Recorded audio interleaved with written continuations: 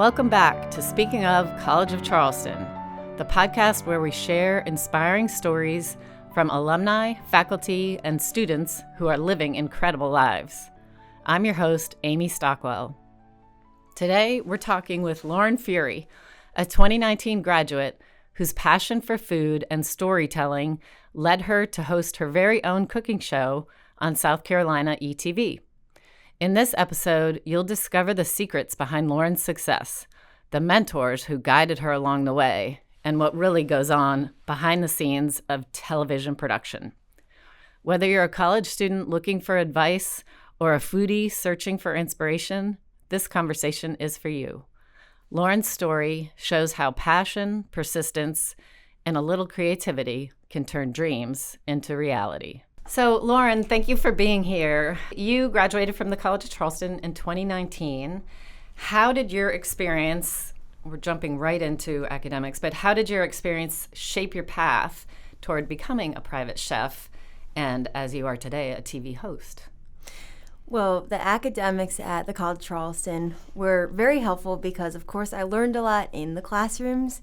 So what I really love the most about the College of Charleston is the network and all the faculty who all know people, and they're willing to connect the students to people in our community to make all the learning make sense in real life scenarios.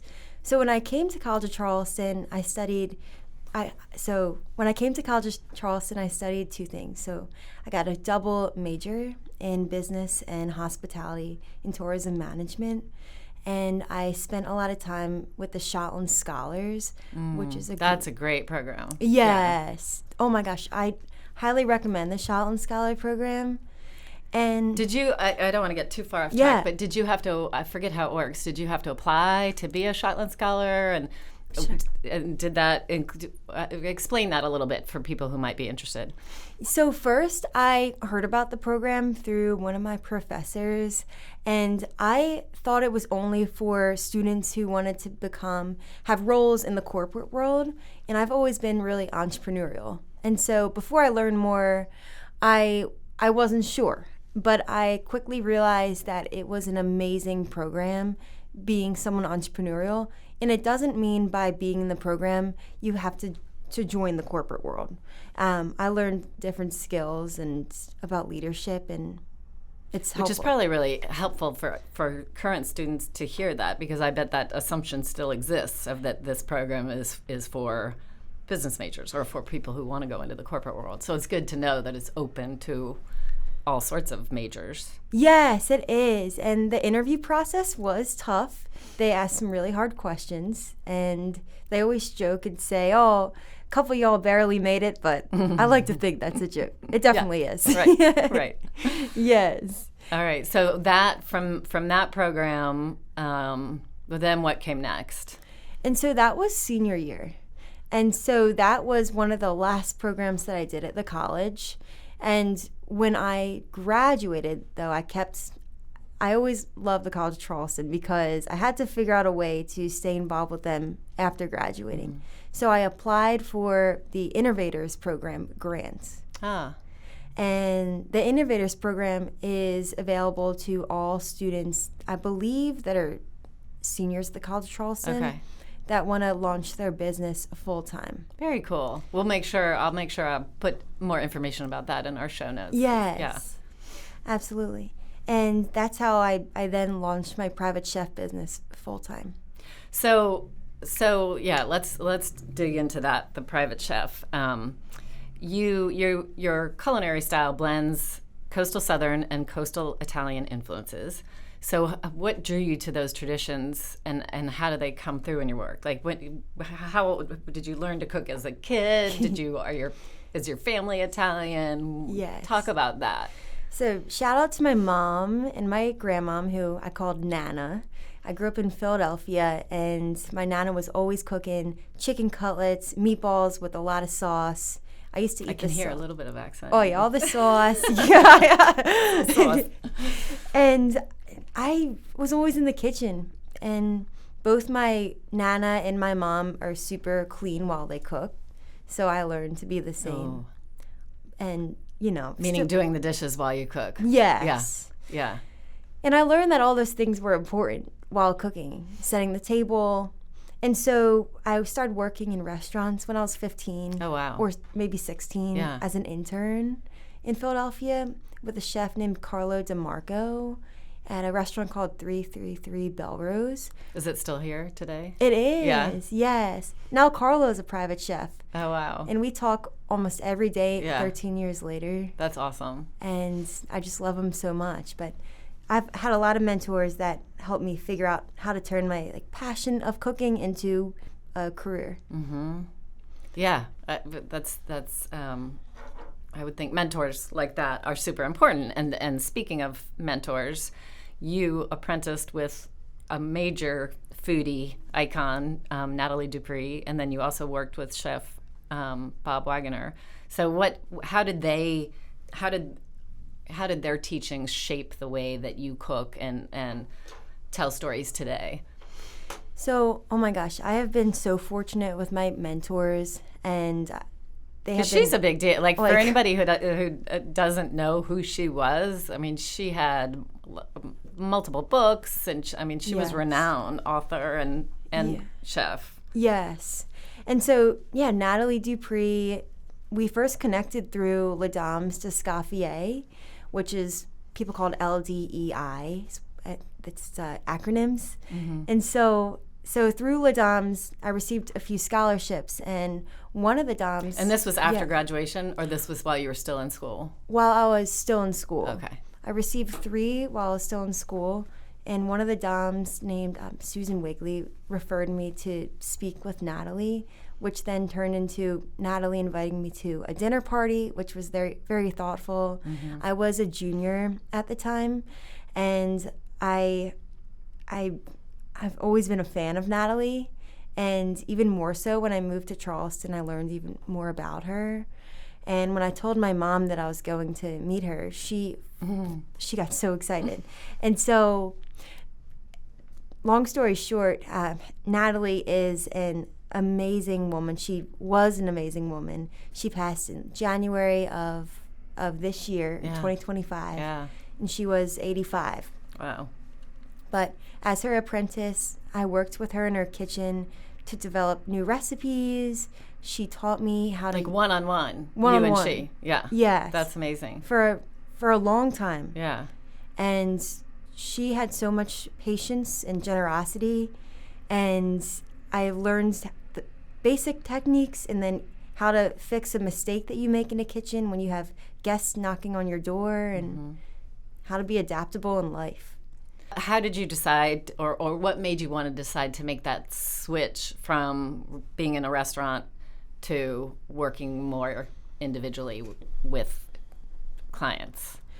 I realized through working in restaurants that was a great place to finesse techniques and work under pressure, but I was missing the person-to-person connection that you get when you're cooking in someone's home. Mm-hmm. And so when I went to apprentice with Natalie at her home, she always had dinner parties, book author signing parties, and people from all over the city.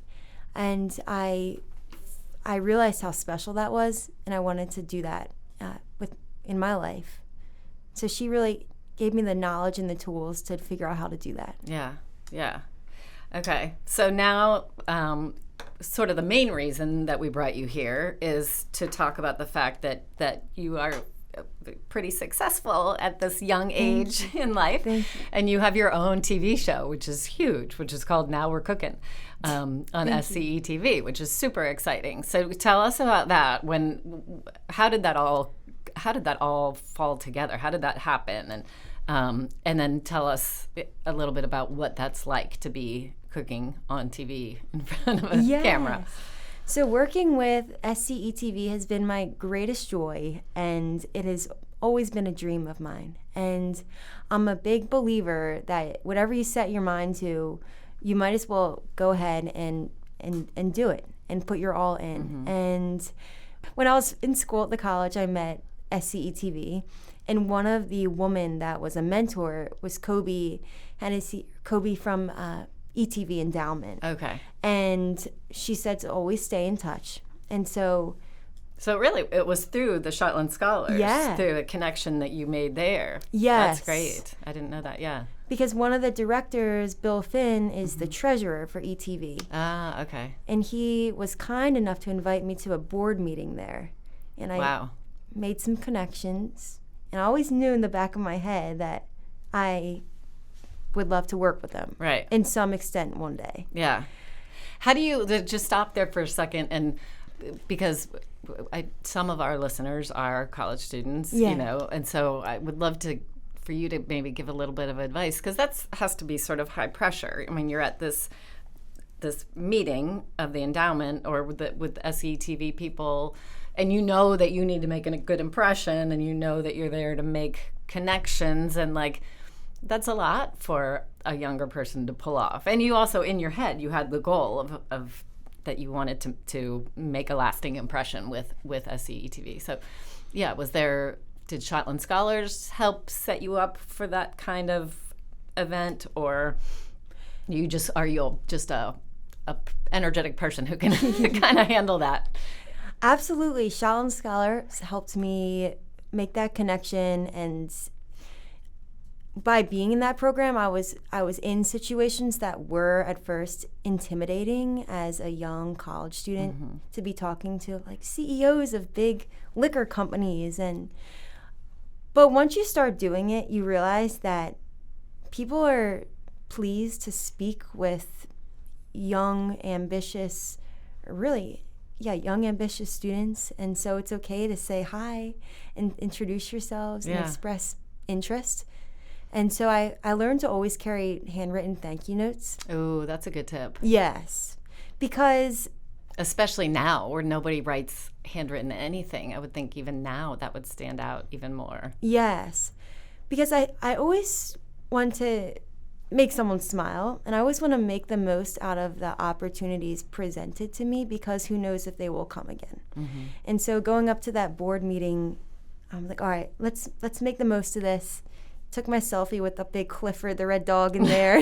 Good for you. A few years later, I spoke with Kobe, and we talked on and off and say, hi, how are you? And always maintain that communication.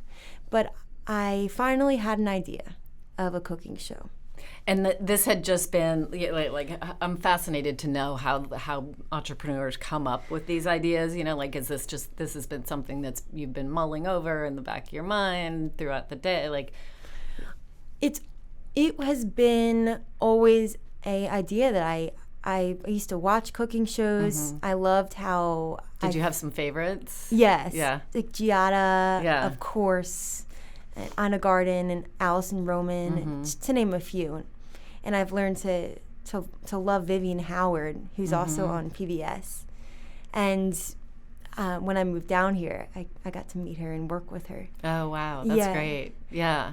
And so she still has a restaurant here? She does. Yeah. Lenore and Handy and Hot. That's right. And they're excellent restaurants. So I always had this cooking show idea, and I wanted to learn the business of television. So I also found a mentor in the television business industry from a different company named Buddy.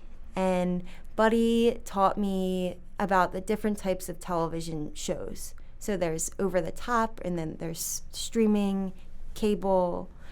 And I learned how to actually make this idea feasible and how to pitch it. So I learned the importance of having a plan.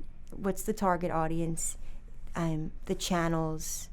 And so when I went to pitch the show to ETV, I had all these ideas. I already knew how to formulate them. Right. You make it easy for them to say yes to. Yes, absolutely. And I think people really appreciate that, that you're not just you want to have a cooking show, and that's awesome. But, But how are we going to do this? And who is the show for? Answering all of those questions, yeah. Yes. And then from that initial meeting, we then went through a process called the green light process. And so that went through a series of reviews, and we did a pilot episode. And then I was the producer and the host. And what that means is I formulated the stories and the recipes and the prop and equipment, That's a ton of work. Yeah. Yeah. Yeah. It has been rewarding and fun. Yeah. Yes. And how I mean I love watching cooking shows, and someone who isn't super skilled at cooking, but to be able to watch someone on TV show you how to do it, and then you're like, okay, I can do that. She walked me through the whole process, so I think I can do that. And so, but I think what's so fascinating is like watching any professional on TV. I guess that you do it so gracefully. Thank you. And you talk, and you're able to carry on your thought while you're cutting and chopping and mixing and cooking. And to me, that seems like that's the ultimate of multitasking. Like, how did you learn? Was that you've learned that over time, or did you have a coach work with you? Like, how do you talk and tell a story and cook at the same time? That seems impossible. It's a lot of hats, and it's hard. It's, to be real, I had such a hard time in the beginning. And because when you're really concentrating, it's like you're not talking. You're trying to concentrate on what you're doing. Yes. And the easiest part for me with the cooking show was the actual cooking and filming part. Right. And the hardest part was figuring out the logistics and making sure it made sense. Like, could this recipe be done in a way pre-production that aligned with everybody's timeline, and is this the story that we want to tell, and what is the story, and who are the characters? And to just have the opportunity to have that creative freedom is a real gift. Yeah. But so you got to make all those choices about what the menu was going to be and what the stories were going to sound like, and you had that creative freedom. I did. That's awesome. It took me probably 6 months to figure out, what to make, fine-tune the recipes at least, but 24/7 I'm thinking about it, and I keep a notepad next to me on my nightstand. When you wake up in the middle of the night, I'm like, oh, maybe I need actually 2 pots instead of 1, because what if that one, things like that. And have there been funny times? And this whole first season was filmed in your home. I don't know if we mentioned that already, but you have this whole crew in your kitchen, and I guess that's where your skill of learning from your grandmother and your mom cleaning while you cook, because the shows that I have watched, your kitchen looks immaculate. Thank you. Not at all how my kitchen looks. Yeah. I'm like, how does she keep that so clean while she's cooking? They did some great TV magic, for sure. Yeah.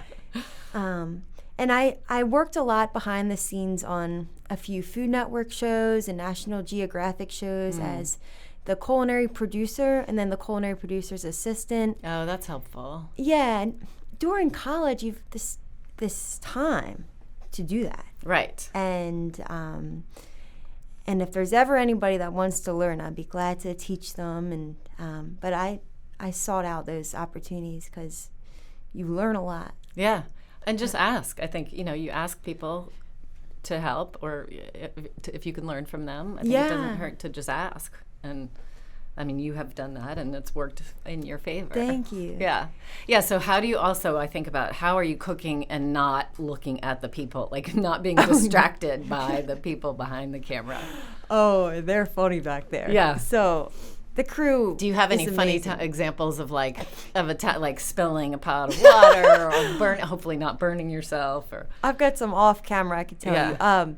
But I have, let's see. Or like cussing while you're cooking by accident or something. You should see my mom and I, we filled the cannolis, and she got a real kick out of that one. Yeah. And of course, she makes all these jokes, and so do I. And at some point, I kept calling the steak I was cooking cake. Yeah. And it kept happening.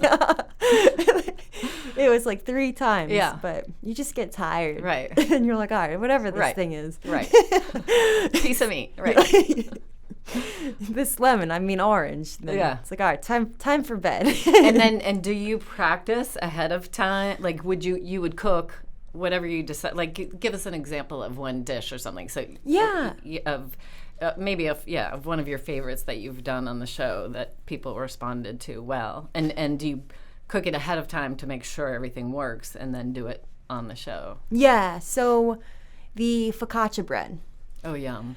And it's a recipe that is so approachable. It uses just a few ingredients, and all you need is about 3 hours and maybe 4. That's a lot. Yeah. Well, while that's resting, you can make the other recipes. Okay. So you basically cook, it does everything itself, which is the trick. And I had to test that out. So in the recipe, I knew that I wanted to show the dough rising at different stages. Mm-hmm. So I woke up early to get the dough rising, so that was ready for the camera, made the bread the night before, hid it in my office, and then because that was my staging area, and then took the bread out of the oven that I cooked the night before. Right. But they think it's quote fresh. unquote. Right. Right. Right. TV magic. Right. Yeah. Yeah. So that was all a learning curve, and I am a perfectionist, especially when it comes to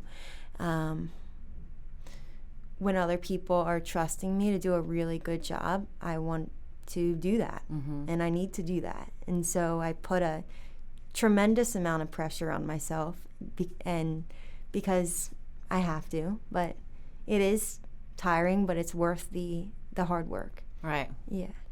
And then so you wrapped up season 1, and you're going to launch season 2 in March 2026, which is fantastic. And so,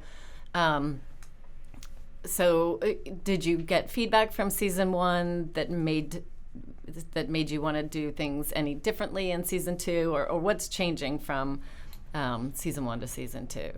So season 2 is different because we have guests on site with me in the kitchen. That's nice. So you might see some familiar faces. You can't tell us. No, not yet. Let me check. Yeah. And so I have a guest with me. And so instead of just me cooking and talking to the camera, in the TV business they call that a dump and stir show. Huh. This is more of like I'm the host, right, having a talk show. And what I've learned is I love that. Yeah, takes the pressure off of you a little bit, maybe. Yes, and I want my guests to shine. I'm like, right, y'all need to hear about this person. Yeah. And in the meantime, we're going to teach you this recipe. So I'm excited to... And the recipe is related to the guests in some way. Yes. Yeah. I picked each recipe for each guest. You said that you are not filming this season in your kitchen. You have moved out of your house, which I'm sure is yes, a good thing. So that was fun. We took about a week, the whole crew, the crew from ETV, me and my assistant, and we all stayed in a beach house on Folly. Oh, nice. So it's my favorite place. Yeah. Oh, yeah. Isn't it so much fun there? I love it. I love it. So it was like going back to camp for a week. And we all stay in the same house, and including my guests that came from out of town. And we cooked at night and got ready for the next day. And to me, that was exciting and a little bit nerve-wracking. Yeah. There's a lot of unknowns, but I knew that we would just get it done, have fun, and make sure it's professional and organized. So you filmed multiple episodes during that time period in that house. Yes. Yeah. So we did 2 episodes. So episodes are the 10-minute digital episodes. Okay. And when you combine 2 of those, you get the broadcast episode. Okay. So we did 8 digital episodes in 4 days. So 2 guests a day. Wow. Yes. Wow. And that's a wardrobe change, clean up the set, and make sure everything looks new. And I'm sure you had to go in and make sure this kitchen was properly outfitted. All of your. Do you have? Are there certain tools you won't do without, like your must-have whisk or something? Oh yes, I love a zester. Oh, do you? Yeah. Citrus juicer. Yeah. Good sharp knife. Yeah. I even found a local knife guy that came to my house and sharpened a bunch of knives. Really? Yes. We'll have to give him a plug too. Yeah. Should I say? Yeah. Okay, Charleston, no, it's Chris Monroe. Yeah. And Charleston Sharp. Nice. Yes. He just sharpens, or he also makes knives? He sharpens knives, tools for a barber shop. I don't think people appreciate the difference between like a really sharp knife when you're cooking. Like, it makes such a huge difference. Oh, absolutely. It cuts through paper. Well, I mean, that's easy, but you know when a knife is sharp when you can just go like that. Yeah. Yeah. Yeah. So that's a great service. Yeah. And shout out to him. Shout out. Yeah. Charleston Sharp. Yeah. Yes. Well, that must have been fun being out at the beach, because I know you also love the ocean and you like to surf. So yeah. Does that influence your cooking at all? Like your love of the water? I mean, I know we talk about coastal Southern food in your recipes, but does your love of the water impact your cooking at all? Absolutely. When you're surfing, are you dreaming up new recipes? Oh yeah, I'm pondering life, thinking about it. I see the shrimp boats out there. Right, so beautiful. Yeah. Hit up Crosby's Seafood on my way home. Mm-hmm. It's the folly and surfing life is just so special. I can't wait for the water to warm up again. Me too. But and what a great balance to your seemingly very busy, hectic life, to be able to slow down and yes, be out on the water. I'll always make time for something outside. Yeah. And it's critical. Yeah. I for believe our well-being, yes. Yeah. And I've learned that that's okay to have lots of fun. Yes. And yeah, that's very important, and especially like fitness is important to me too. Staying healthy. Yes. Yeah. And do you try to do that with your cooking too? I mean, we haven't talked specifically about any recipes specifically other than coastal Southern and Italian. But are there some, what's your approach to cooking healthy or, yeah. Yeah. So I love sourcing ingredients here locally as much as I can. Yeah. Whether it's fresh seafood from the fishermen, fisherwoman, butchers, and the farmers.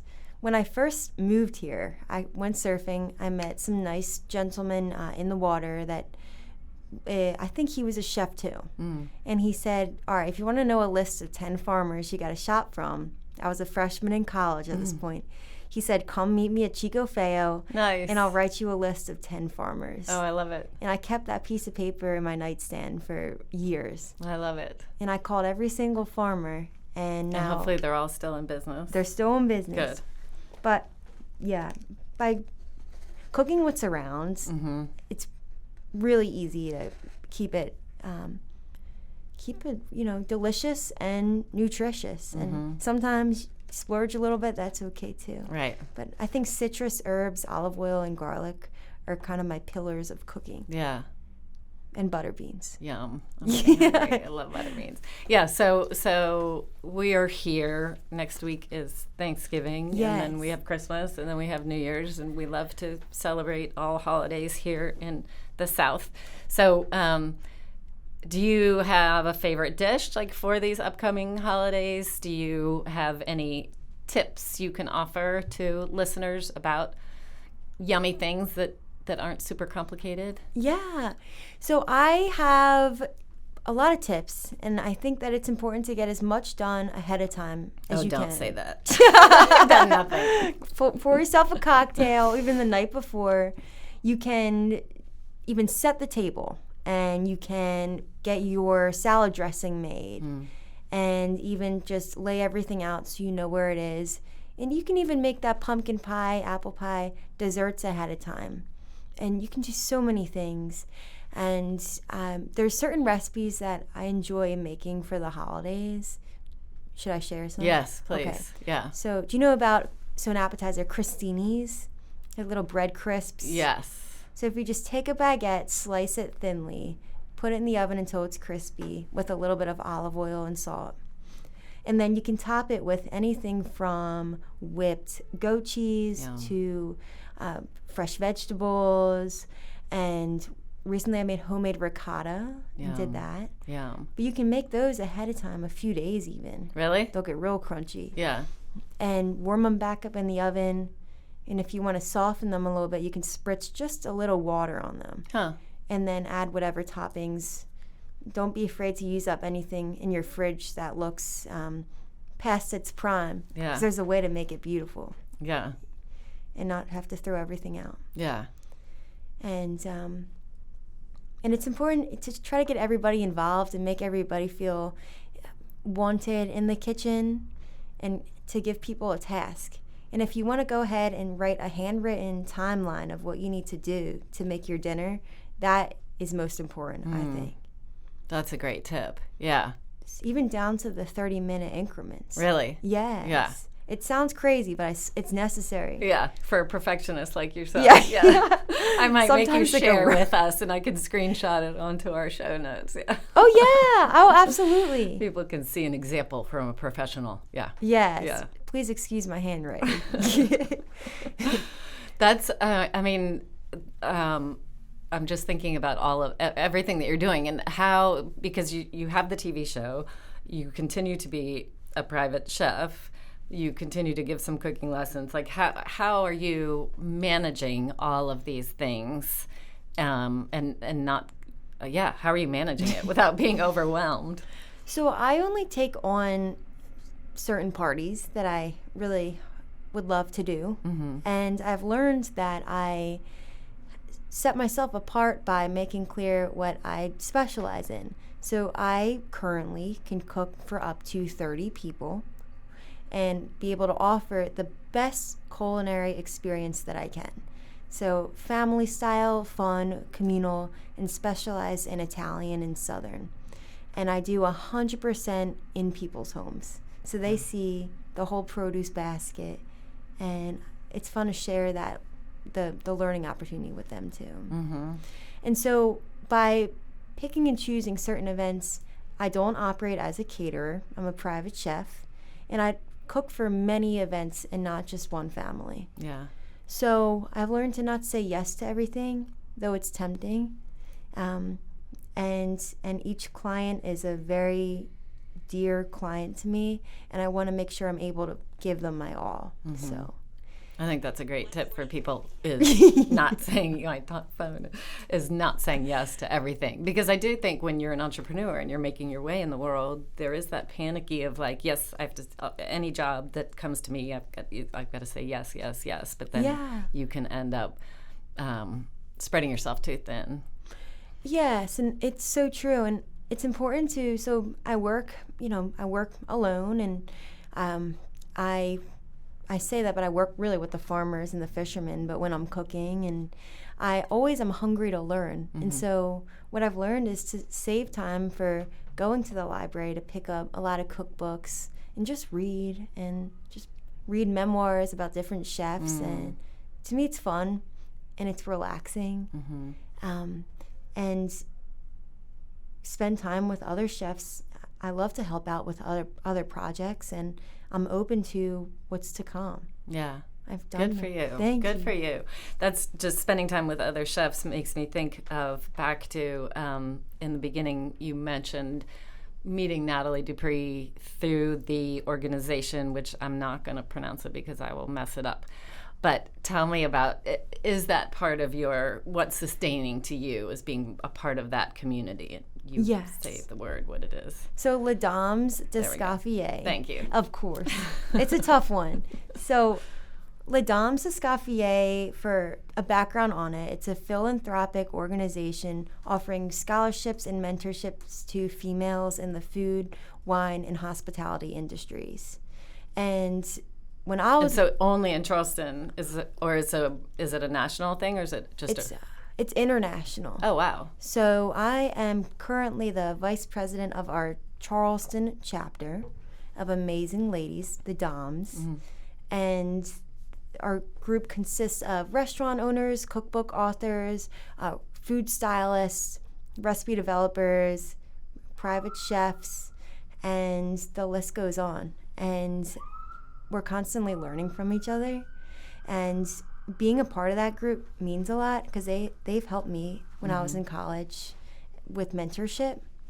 And I strongly suggest to any students... Is it open to anybody to join, or do you have to apply? So you need 5 years of full-time professional experience.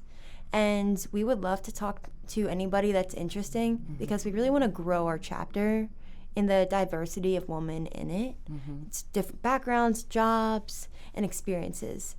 And our goal is to give a lot of scholarships so that we can encourage young women or any woman to pursue continuing their education. And for any College of Charleston students, if you're a woman, there is a link on our website, and the scholarships will open up this winter. Oh, perfect So timing. Yeah. we'll be glad to hear from you. Yeah. Oh, that's excellent. That's wonderful that you're part of that community and that you're giving back to the community in that way. It's fantastic. A lot of people have helped me, Amy, and I am so excited to pay that forward. Mm-hmm. And being a part of this chapter is really meaningful. Yeah, yeah. Well, you're very impressive for someone so young. You only graduated a couple of years ago, and so it's so wonderful to have you back on campus in our studio, and hopefully you get to come back again. And Thank you. We talked about maybe in the future coming to your kitchen and getting some video, doing another podcast with you actually cooking. So we'll put you to work. Come on down. Yeah. The door's open. Yeah. Thank you so much for having me. Thanks for coming. This was so much It was fun. wonderful. I'm leaving and I'm hungry and I want some butter beans. Oh, I'll make some for you. Thank you. Yeah. Thank you for listening to this episode of Speaking of College of Charleston with today's guest, Lauren Furey. For more episodes, visit the College of Charleston's official news site, The College Today, at today.cofc.edu. And if you enjoyed this episode, please subscribe and leave us a review. We are grateful for your support. This episode was produced by Amy Stockwell from University Communications, with recording and sound engineering by David King. Thanks again, and we'll see you next time.